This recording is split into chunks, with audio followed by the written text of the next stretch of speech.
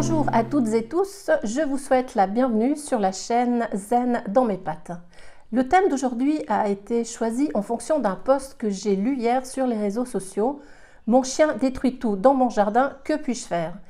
Je vous propose donc de profiter de cet espace, ce magnifique jardin, pour vous montrer quelques exercices que vous pouvez improviser vous-même dans votre jardin de façon tout à fait simple.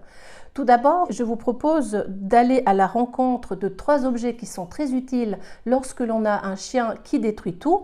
Des gongs, comme vous le voyez ici et que l'on va voir plus tard avec Vanda, dans lesquels nous pouvons intégrer, comme je vais le faire ici, des récompenses. Et l'avantage de ce jouet, c'est que le chien va vouloir chercher, va mastiquer, c'est vraiment une matière très flexible et ça va lui faire aussi mentalement réfléchir comment je peux les sortir de ce jouet que vous pouvez déposer dans le jardin, ça va l'occuper un petit moment. Ce que je vous conseille même de faire, c'est de prendre la ration que vous lui donnez par exemple le matin, si vous devez vous absenter le matin et laisser votre chien dans votre jardin, et le mettre dans ce genre de jouet ou encore un autre jouet un peu similaire où vous avez 2 petits trous, vous pouvez intégrer par exemple du parfait, une pâte à tartiner à l'intérieur, ou encore en écartant légèrement ici comme des dents, j'ai envie de dire de crocodile, vous allez intégrer la ration, ce que je vous conseille une fois de plus, d'intégrer la ration du chien, et le chien va devoir tourner le jouet d'un côté, de l'autre, comme on le voit maintenant à l'image avec Vanda qui doit réfléchir pour vraiment pouvoir manger ses récompenses. Un autre jouet aussi que je trouve fort intéressant, vous le voyez ici, vous mettez de nouveau les récompenses, sa ration quand vous partez, et le chien va devoir tirer avec la patte, tourner le jouet pour faire tomber les récompenses. Ce qui est important aussi, n'achetez pas n'importe quel jouet. Je n'aime pas parler de marque, mais il y en a une qui est très réputée, c'est la marque Kong, parce que typiquement, quand on voit la force de mon chien, ça fait 3-4 mois qu'elle joue avec ce jouet. Même chose avec celui-ci et on voit que les jouets sont toujours intacts. Donc je vous propose de faire ces adaptations sur un terrain à l'extérieur et vous verrez que votre chien va très vite s'apaiser. Ce qui est important peut-être avant de lui mettre ses jouets à disposition, c'est d'avoir un petit exercice d'1 minute. Je vais vous le montrer ici avec Vanda. C'est qu'on va demander au chien de nous regarder pour qu'il y ait cette attention, ce contact qu'on va intensifier à travers cette séquence. Regarde-moi, je te récompense. Alors personnellement, j'utilise le mot look parce qu'il est beaucoup plus facile, beaucoup plus direct.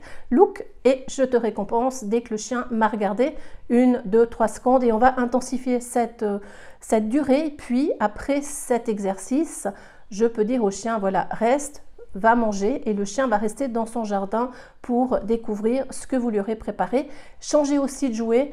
Important aussi quand on met des jeux pour faire de la distraction, ensuite ne lui laissez pas ces jouets à disposition toute la journée, mais réservez-les seulement pour une période très précise, la période où vous souhaitez que le chien reste par exemple dans un espace pour prendre sa nourriture et de lui offrir une distraction. Après, vous pouvez intégrer des tapis dans lesquels vous trouvez, on appelle cela des tapis de fouille.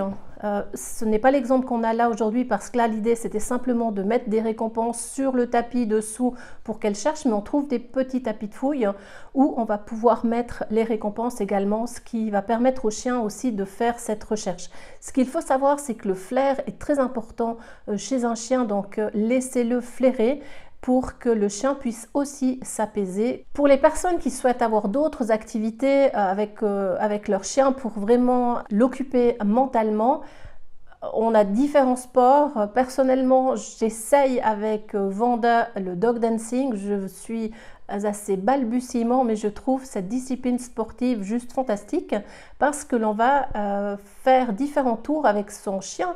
D'abord, on apprend par exemple donne-moi la patte, tourne, révérence, bella ou tout ce que l'on veut.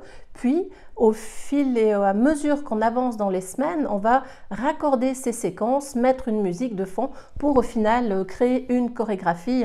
Je ne vous cache pas que je suis très loin du compte de la chorégraphie puisque l'on vient de commencer avec Vanda, mais on aimerait bien vous présenter quelque chose dans quelques mois. Cela restera donc une petite surprise à venir. Alors, si vous êtes intéressé d'avoir d'autres exercices, je vous propose de vous abonner à Zen dans mes pattes en cliquant ici dessous. Vous pouvez également me faire peut-être des suggestions d'exercices que vous souhaiteriez voir avec Vanda, ou n'hésitez pas à me poser vos questions et nous reviendrons dans une prochaine vidéo avec une réponse en images. Je vous dis à très vite. Bye bye!